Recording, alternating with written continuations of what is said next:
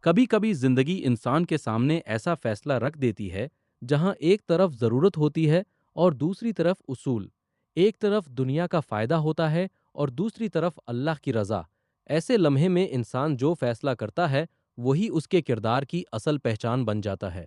یہ کہانی ہے ایک ایسے بچے کی جس نے مشکل حالات کے باوجود سچائی اور امانت کا راستہ نہیں چھوڑا۔ ایک چھوٹے سے پرسکون گاؤں میں حمزہ نام کا ایک محنتی اور نیک دل بچہ اپنی والدہ کے ساتھ رہتا تھا۔ حمزہ کے والد کا انتقال ہو چکا تھا۔ گھر کے حالات بہت اچھے نہیں تھے، لیکن حمزہ کی والدہ ہمیشہ صبر اور اللہ پر بھروسہ کرتی تھیں۔ وہ اپنے بیٹے سے اکثر کہا کرتی تھیں، بیٹا، زندگی میں مشکلات ضرور آئیں گی، لیکن کبھی حرام کا سہارا مت لینا۔ حلال کا تھوڑا سا رزق بھی بہت بابرکت ہوتا ہے۔ حمزہ اپنی والدہ کی یہ بات ہمیشہ یاد رکھتا تھا۔ وہ اسکول کے بعد ایک چھوٹی سی دکان پر کام کرتا تاکہ گھر کے اخراجات میں اپنی والدہ کا ہاتھ بٹا سکے۔ ایک دن دکان کا مالک حمزہ سے بولا، حمزہ بیٹا، آج تم دکان کا حساب کر لو، مجھے ایک ضروری کام سے باہر جانا ہے۔ حمزہ نے کہا، جی چچا جان، آپ بے فکر ہو کر جائیں۔ وہ سارا دن دکان کا کام کرتا رہا۔ شام ہوئی تو دکان بند کرنے سے پہلے حمزہ نے تمام پیسوں کا حساب شروع کیا۔ اچانک اس کی نظر ایک اضافی رقم پر پڑی۔ وہ حیران ہوا۔ اس نے دوبارہ حساب کیا۔ رقم واقعی زیادہ تھی۔ اسی وقت دکاندار واپس آ گیا۔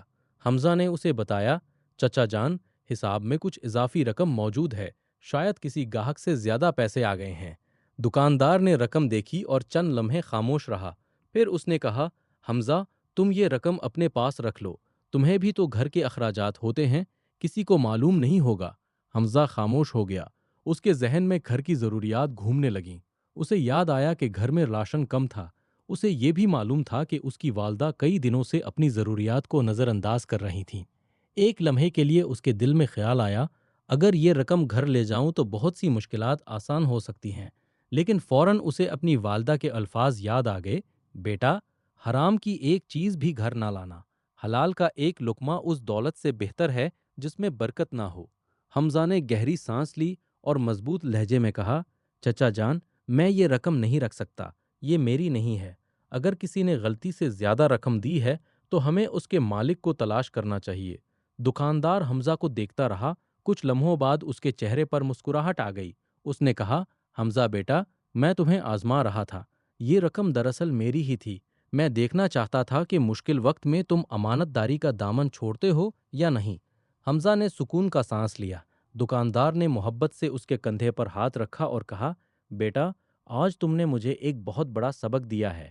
دولت انسان کو بڑا نہیں بناتی، بلکہ اچھا کردار انسان کو عزت دیتا ہے۔ حمزہ نے صرف اتنا کہا، چچا جان، میری والدہ نے مجھے سکھایا ہے کہ اللہ ہر وقت ہمیں دیکھ رہا ہے۔ رات کو جب حمزہ گھر پہنچا تو اس نے اپنی والدہ کو سارا واقعہ سنایا۔ والدہ خاموشی سے اپنے بیٹے کو دیکھتی رہیں۔ پھر انہوں نے حمزہ کو گلے لگا لیا۔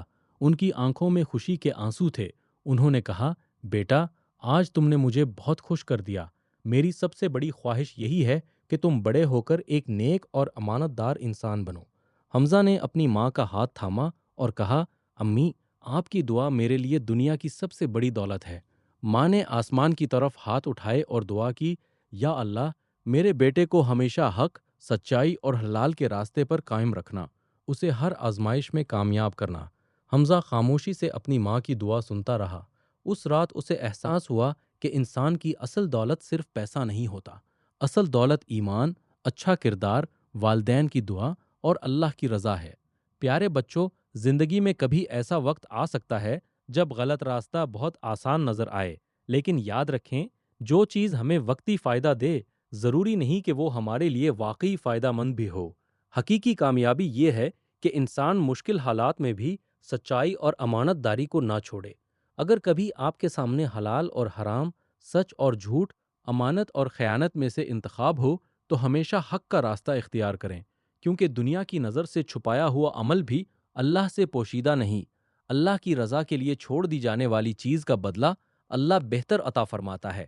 تو آئیے آج ہم بھی عہد کریں کہ حالات جیسے بھی ہوں، ہم سچ بولیں گے، امانت کی حفاظت کریں گے اور حلال راستہ اختیار کریں گے، کیونکہ یہی ہے راہ حق اور یہی ہے حقیقی کامیابی۔